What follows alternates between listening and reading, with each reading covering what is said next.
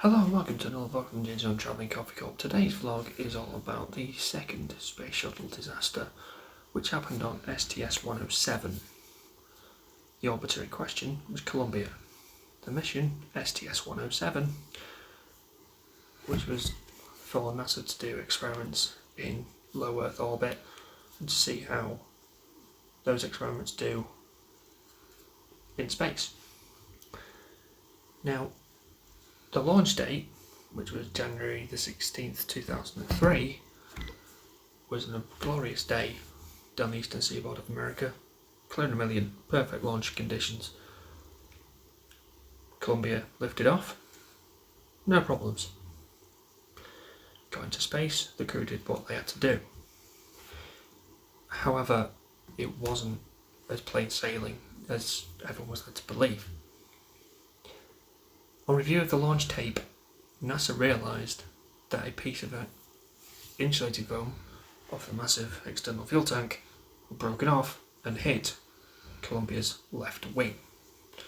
Now, foam strikes on shuttle missions, nothing new about those. They happen, NASA knew they happened, and they dealt with them accordingly. However, this one hit the leading edge of the left wing. Now, any normal piece of foam probably would have been fine, but this one was a briefcase-sized piece of foam, and it struck the leading edge of Columbia's left wing.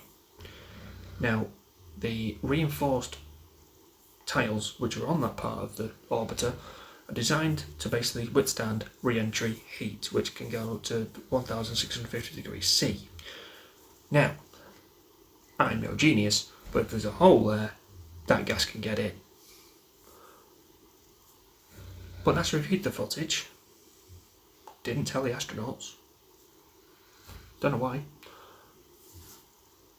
and basically NASA knew at that point they're not getting home. They're not going to get home. But it'll hold.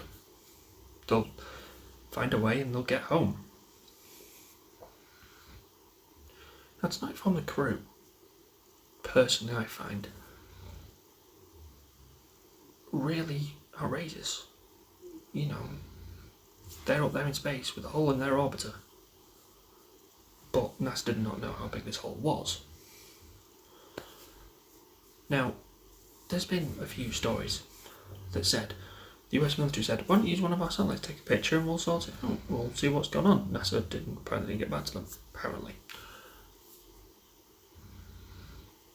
And no spacewalks were done, no photographs were taken, the crew did their experiments, and that was that. So then, February the 1st, 2003 rolls around. Commander Rick Husband aims Columbia at the runway at Kennedy Space Center. Now, runway at Kennedy Space Center is quite long. And the course it would take it over Texas, Alabama, Louisiana, and into Florida. Probably not in that order. And Rick Husband, the commander of the STS-107 mission's home state is Texas. Columbia did its pre-orbital burn. It then hit the Earth's atmosphere. Like that, like a plane. The only difference is, if it gets its landing wrong, it can't go back round and come back again. It's a one-shot job. And naturally, the ground loses contact with Columbia. Nothing unusual there. Happens in every mission because superheated gas blocks radio signal. You get the picture. And then it gets to a point where Columbia should be back in radio contact. And there's 5 messages sent up to them. And it basically goes, Columbia, Houston, UHF, com check. 5 times. No response. That's not supposed to happen. So, about 5-10 minutes later, word gets through to Mission Control that Space Shuttle Columbia, all its crew, has basically burned up in Earth's atmosphere over Texas, Louisiana, Alabama, trying to get home. And Leroy Kane has to say a line which hadn't probably been uttered since Challenger. Flight GC, lock the doors. Now, he did that so no one could get in, no one could get out. You stay at your consoles and you work out how on earth this has happened. But by this point, we're all seeing pictures of the orbiter just breaking up, just like a shooting star going through the sky, breaking up and breaking apart. 40% of the orbiter's been found, which I think is absolutely amazing. Now, this disaster claimed the lives of all the astronauts on board, including the first Israeli in space, and it grounded the shuttle for 3 years till they could work out what had happened, how, could it have been stopped, or could it have been saved. Now, the foam strike was investigated, but how do you perform what you saw on the camera on the ground? Simple. You build a section of wing, you get a piece of foam the size of a suitcase, and you get a really powerful gun. And you shoot the piece of foam at the tiles and you see what happens. When they fired that gun and the result of the strike became obvious, NASA knew how they'd lost it. A hole, quite sizable, had appeared on the leading edge of these tiles. Superheat gas gets in, rips the thing apart. Before it broke up, NASA lost 3 or 4 temperature transducers within 5 seconds of each other, all mysteriously in the left wing. So now you know how and why. All you've got to figure out now is, could they have been saved? Now, in the year 2003, there was this thing up in space, and it's still there now, it's called the International Space Station. Due to the orbit of Columbia in relation to the ISS, they couldn't reach each other. Columbia didn't have enough fuel to do a burn to get up to the International Space Station, and the International Space Station can't come out of its orbit to come towards Columbia, so that option's out. The second option, a rescue mission. And also, I'd just like to point out, if they had been able to get to the International Space Station, they couldn't dock because the thing that docks it to the International Space Station had been taken out, had been replaced with the laboratory that they'd used. So then, the other option is, well, fix it in space, spacewalk.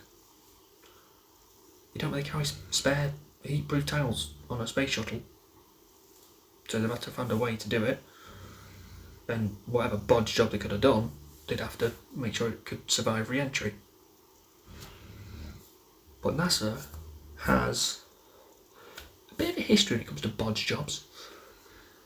Now, I wasn't born, but we all know the story of Apollo 13. Couldn't land on the moon because of an explosion, and they had to get square into round. They had to come up with something that was on that spaceship that could do that, and they did. Now whether they could have done the same with the space shuttle, I don't know. The third option, a rescue mission. Now, a shuttle-to-shuttle rescue mission had never been attempted. Could it have been done? Well, actually, Space Shuttle Atlantis was in the Kennedy Space Center getting ready for its March 1st mission. Now, Atlantis was apparently, it wasn't ready, but it could have been made ready to do the rescue mission, to rescue the astronauts with a skeleton crew and bring them back again. Now, how do you know what happened to Columbia's launch wouldn't happen to Atlantis' launch? You don't. So that wasn't done either. So basically, the three options they probably had, they couldn't do. The astronauts were lost the second that piece of foam hit the left side of Columbia. And they were grounded for 3 years. Until Space Shuttle Endeavour lifted off in 2006 on Independence Day, July the 4th. And the Space Shuttle did not have any further issues, disasters, crashes or anything from then till they were retired on the 21st of July 2011.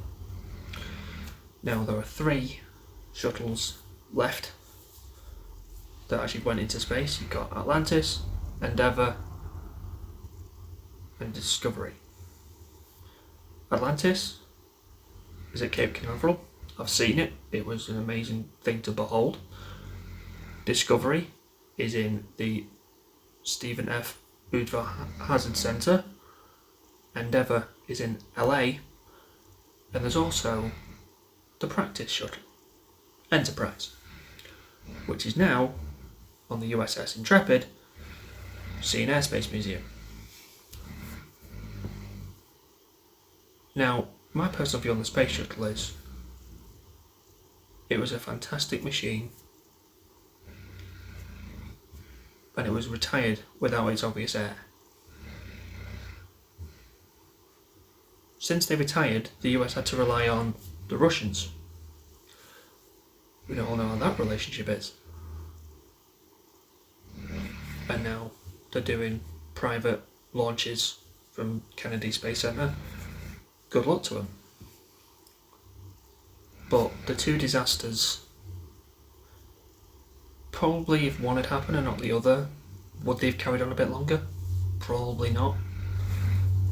But human spaceflight is dangerous. And those crews paid the ultimate price.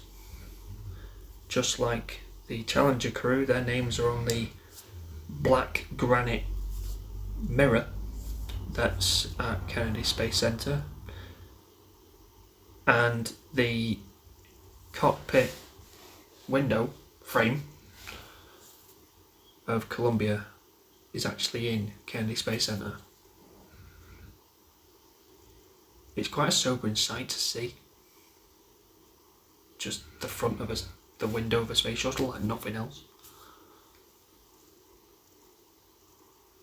It's quite a tragic event, both of them really. But that's the outline of the Space Shuttle Columbia disaster. Do hope you enjoyed today's vlog. If you did, please like, comment, share and subscribe as it really does help the channel, and also hit the notification bell so you don't miss a video, and I'll see you all in the next one.